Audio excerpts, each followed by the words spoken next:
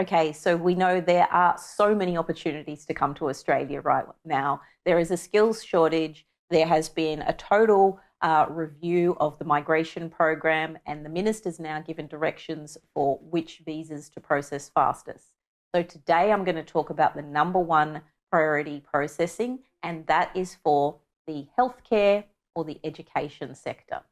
So to explain that to you, first of all, I'm going to give you an understanding of how visa processing is prioritised, and then we'll also explore what kind of skills assessments and registrations you might need to work in education or healthcare in Australia, and then what are the different types of visa options that you might need to consider in order to then migrate.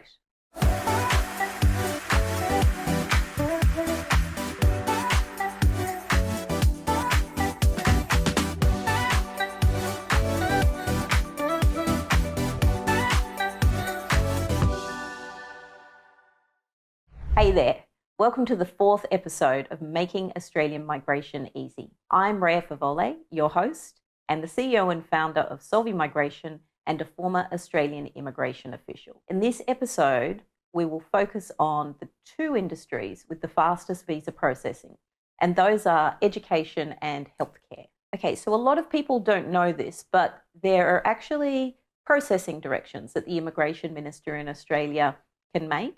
And those can determine, or they can direct the department and visa decision makers which visas should be processed the fastest. So in this episode, I'm going to focus on the two industries that are currently being processed the fastest to migrate to Australia.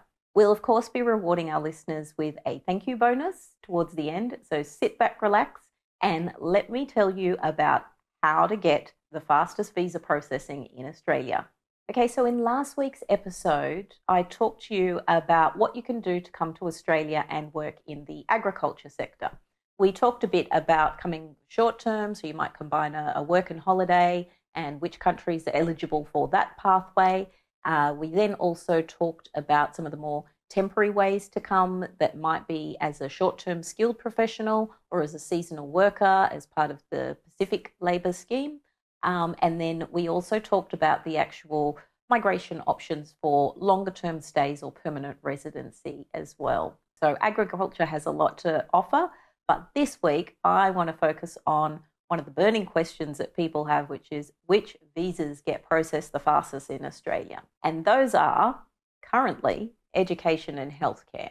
There are other priorities that come after that, but let's just focus on the first one. And they come under the latest Ministerial Direction 100, and I'll also talk about the skills assessments and registration requirements for those occupations, and then we'll also talk about the different visa options that you have to come and work and migrate in those occupations. Okay, so we know there are so many opportunities to come to Australia right now. There is a skills shortage. There has been a total review of the migration program, and the minister's now given directions for which visas to process fastest.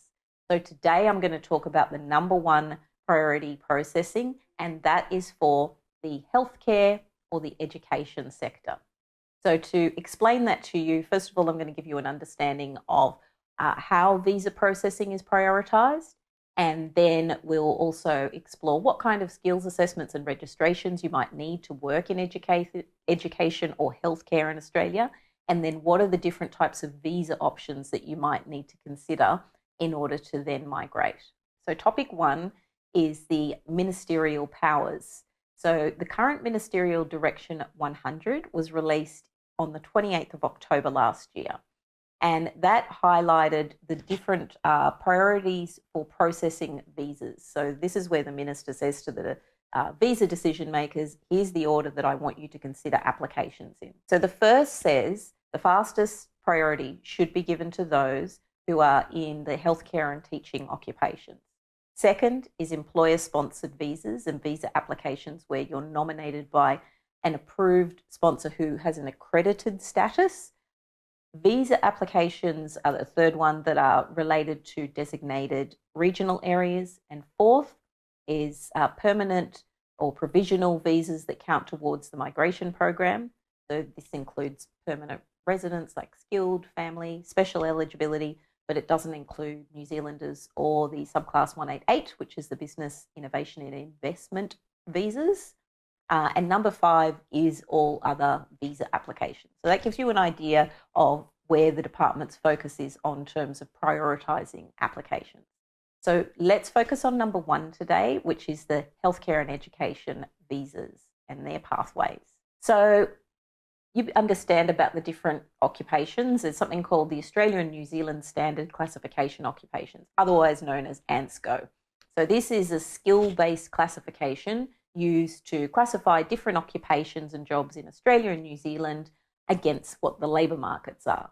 So the ones that are being prioritised, number 1 in Australia right now, are professions under the group of healthcare professionals, school teachers, health and welfare support workers, child care centre managers, medical scientists, counsellors, psychologists, social workers, medical technicians. Those are the broader groups. And then when you sort of look at the actual specific occupations that they've named in this direction, they've named school principals, child care workers, aged or disabled carers, nursing support workers, personal care assistants as well, which also is a type of support work as well. So now going on to topic 2, I wanted to step you through a little bit about what you need to do in order to ensure you can migrate with skills in those areas. And first of all, you'll need to make sure that you've had a type of skills assessment or registration. They can be done in one order or the other. You'll need to make sure, do your research to find out what is the relevant licensing or registration body in Australia and where do you need to go to have your qualifications assessed. So it's very straightforward if you've done your education in Australia or in a country that has an education system that's very similar to Australia. For those who haven't, you'll need to do a bit more research into how you can get your qualifications recognised in Australia, and there might be bridging courses and so on that you do. It's a lot, so I'll just give you a bit of a tip. So there's actually 42 different assessing authorities in Australia, and I will pop into the notes at the end of this information on the department's website. There's a specific web page where you can find out the names of those authorities and then figure out for your occupation which one you need to go to. So there's going to be multiple ones, even just within the healthcare and education sectors. I'll give you an example. So for anyone who broadly fits into as a healthcare practitioner and you've qualified overseas, you'll need to have your qualifications assessed, and there's different assessing bodies that will do that. Some of them will require that you apply for a registration first and then have your qualification assessed second. Some, it's the other way round. So AHPRA, that's AHPRA, is sort of the key authority that people will look to for registrations and so on. But there are other national bodies that are specific to your occupation. So let's give you a bit of a comparison so you know, I guess, where your research needs to go into here and to understand, I guess, why it might be a little bit complicated when you're doing your research.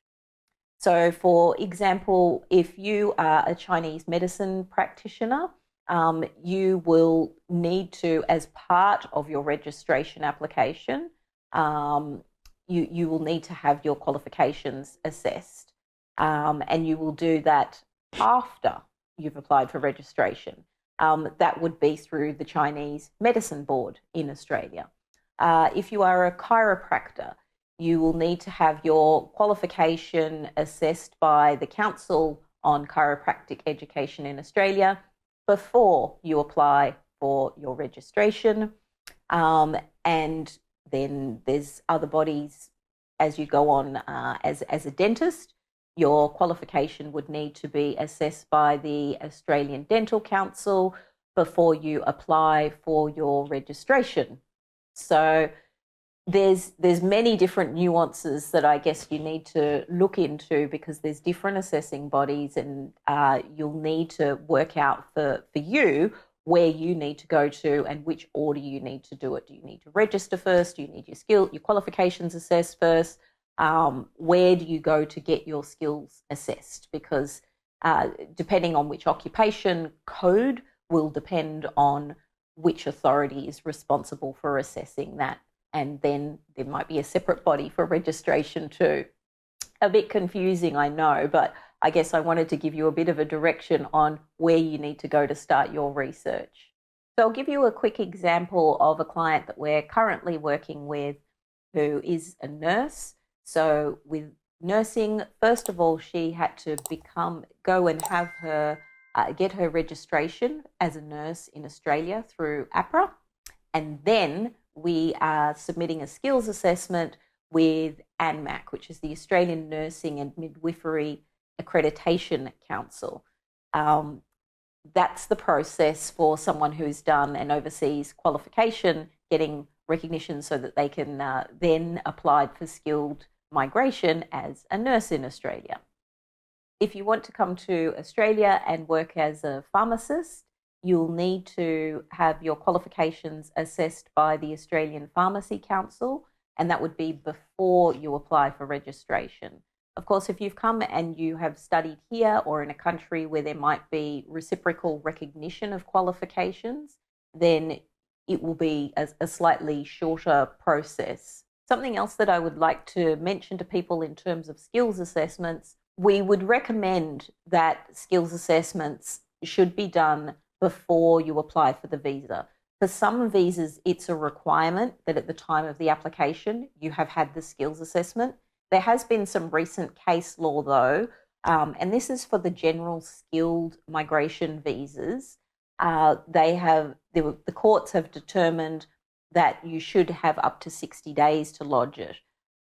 That's great if people are looking for renewal. So they already had a skills assessment, it had expired, they need to go back to the skills assessing authority and just get them to renew that. Where it starts to become a bit of a risk, where we're talking about general skilled migration, you've got a live nomination, you have a time limit in which you need to then submit your visa application. If you are waiting on a skills assessment, you may lose your opportunity. So I wouldn't recommend to people that they take that approach when they're planning their migration. I'd always recommend that you try and get all of your skills assessments done first. So I also want to say, if you don't yet have the skills or work experience, then you can still consider coming to Australia and studying. So then you'd need a subclass 500 student visa, and you can find more information about that on our website.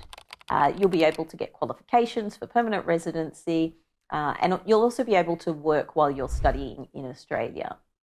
If you've already completed some studies in Australia, or you've completed a substantial amount of your training in your profession, and all as you need is some more work experience, you might need a 485 graduate visa to get the necessary work experience to get a positive skills assessment, or sometimes a short, what they call training visa, a 407, where you get on-the-job training. There'll be a training plan behind that with your employer in Australia, and that will help get your skills and experience to a standard so that you can get a positive skills assessment. So just so you're aware in terms of the different visa options, sometimes you might need to be prepared to take 2 visas in order to get to permanent residency. Some occupations can go straight to that, but it actually depends on the occupation that you're qualified to do. So there are a number of different pathways that you can take. You can be sponsored by an organisation such as an employer, or you can be nominated by the states or territory, or you can apply for a skilled independent visa, which is what the department will actually assess. So now you want to know, what are my visa options? I'm ready to come to Australia. I've figured out how to get my registration, my skills assessment. I have met the English language requirements for the type of occupation that I want to go into. Which visas can I get? And there are a number of different options. So in terms of the different visa options, you may be sponsored under what's called a subclass 482 visa. And then something similar to that is the subclass 494, but that's just for regional jobs, so jobs located in regional parts of Australia. And those particular visas are granted for a number of years. The 482 is a bit more confusing because there's actually 3 different streams, and depending on which stream will depend on whether or not you're creating a pathway for migration permanently to Australia. So you want it to be the medium or the long-term list, but whether or not you can apply for those will depend on what your occupation is. Then the next thing is the subclass 494. Again, depending on the occupation, but those ones are specific to regional parts of Australia. So if you're going to live and work in regional Australia and you have someone who is sponsoring you, then the subclass 494 is available. That visa is granted for up to 5 years. So we've got 482 or 494. If you are on the medium or long-term list of the 482, you can then look to go to a permanent visa and be sponsored for another permanent visa. If you're on the 494, you can actually, after 3 years, apply for permanent residency directly yourself. So now I'll talk a little bit about the different permanent residency visa options. So that's the employer-sponsored options. Now I'm going to talk to you about the nominated ones. So there's different types of nominations. There's state and territory nominations, or if you want to apply independently and be nominated by the Australian government, then that's another program. So they're part of what's called the General Skilled Migration Program. Let's start off with the subclass 491. That's granted for a 5-year period, and then you'd be able to look to apply for permanent residency while you're on that particular visa. So after 3 years, you can apply for permanent residency. A lot of people want to jump straight to permanent residency because there's a subclass 190 or 190 that states or territories can invite you for, but it depends on your occupation. So less occupations will allow you to go straight to permanent residency. And that's the Australian government's way of, I guess, making sure that you're actually committed to a certain region and location. And it's also the state government. If they're going to nominate you, they want to know that they're going to get your skills in their jurisdiction for a period of time. They don't just want to grant permanent residency straight off unless it's certain occupations where they just really need them. So you really need to do your research to see if your occupation is eligible to apply for the 491 or the 190, or sorry, to put in an expression of interest. And then you will also need to wait, because the states and territories, they can decide in that program what are the number of points. So at a minimum, we might say 65 points for the General Skilled Migration Program, but some states might require higher number of points just at the base level. There's also age limits with a lot of these visas. So for the 482, the 494, and also for the state and territory nominated program, the age limit is 45, and there's no ways that you can get around that for those particular visas unless certain occupations may have exemptions, but they would be highly specialised, highly skilled and educated professionals where that may be available. I then wanted to talk a little bit about, with those state and territory nominated, things that you need to be aware of. So currently, as I'm sitting, those are processing quite quickly as long as you meet the requirements, and invitations may come out. But you do need to be aware that an invitation is not guaranteed, even if you meet all of the requirements. In past, we would be giving advice to clients. They had to have a plan B. Currently, I'm seeing that people are more likely to have a little more reliance on that, but you do need to be mindful that you need to do your research and see what's actually happening with migration in Australia, because those policy settings can change throughout time. So next is another one that a lot of people are interested in, which is skilled independent, because that goes straight to a permanent residency pathway. That's a subclass 189 visa. That has a limited number of occupations, and you would go onto the department's Skill Select website. Again, I would recommend that you've had your skills assessment and so on before you lodge the application, and you need to have had your English tests and everything. You'd put your expression of interest, and then you need to see if you are invited. There, again, is no guarantee that even if you meet all of the requirements that you will receive an invitation to put in a visa application. But for those who do, and I would see when we're talking about the healthcare and teaching professions, given that they've been, the Minister has given priority to those being processed, our professional estimation is that you're more likely to be successful if you meet the positive skills of the occupations that are on the list for those visas. Then there is a newer visa that I wanted to talk to you about that came into effect in November last year, called the subclass 191. This visa is specifically for people who were on regional visas, and so that's the 491, which was the provisional visa that you can get under the state and territory nominated program, or the 494, which again is it's a region. You're working in the regions and you're sponsored by an employer. So they're great because after 3 years of holding those, you can apply for this subclass 191, and that is permanent residency, and you don't need to have a sponsor to apply for that at this stage. So there are loads of options, as you can see, and a lot to think about and a lot of homework to do.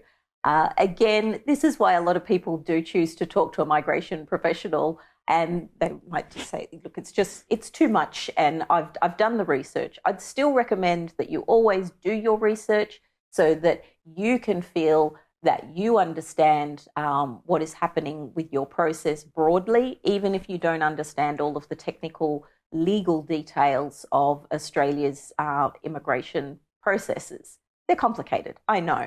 There is one final visa that I would like to, one pathway that I would like to talk to, which is labour agreements.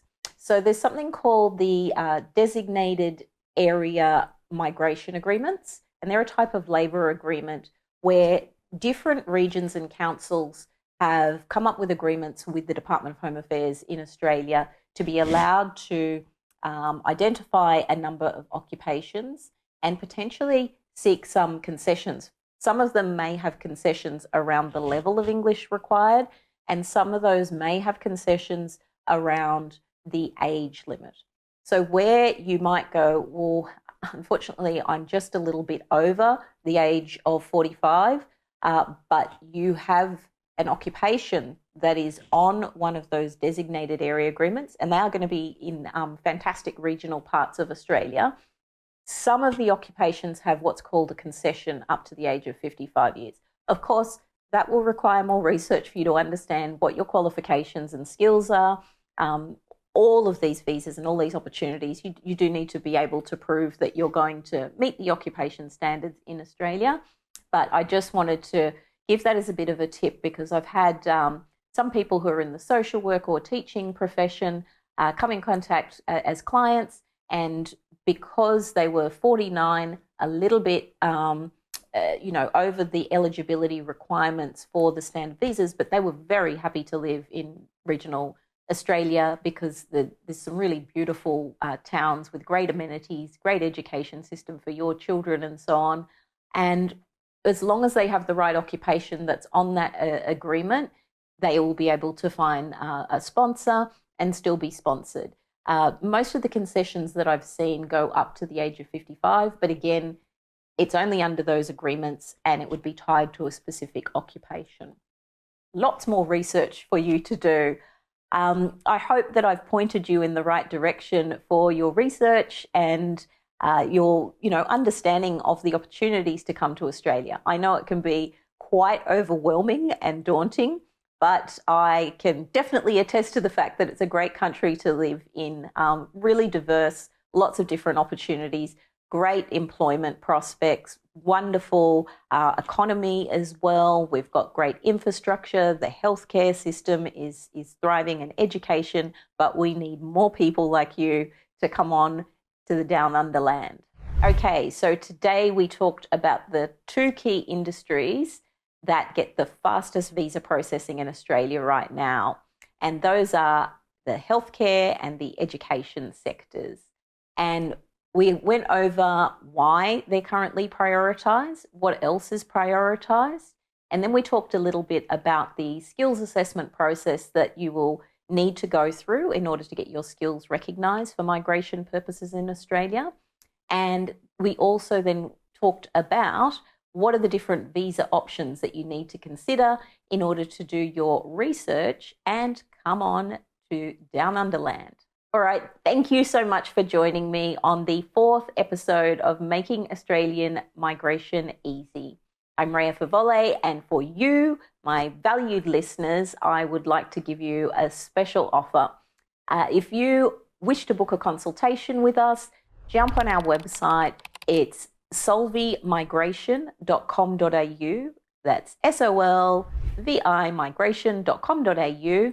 And if you click on book a consultation and it asks for a code, if you enter 50 off, that's 50 OFF, you will get $50 off your consultation in order to plan your migration to Australia. Those consultations are fantastic because the staff will do all of the research, take the pain away from you, and all you need to do is give 30 minutes of your time and we'll do the rest of the planning for you. You'll be able to take away all of that information in writing to go and discuss with friends and family and start making some informed decisions about your migration to Australia. If you liked our show, please do like it, subscribe, and if you're on a platform that you can give a rating, please do. Share it with others, share the knowledge, share the love.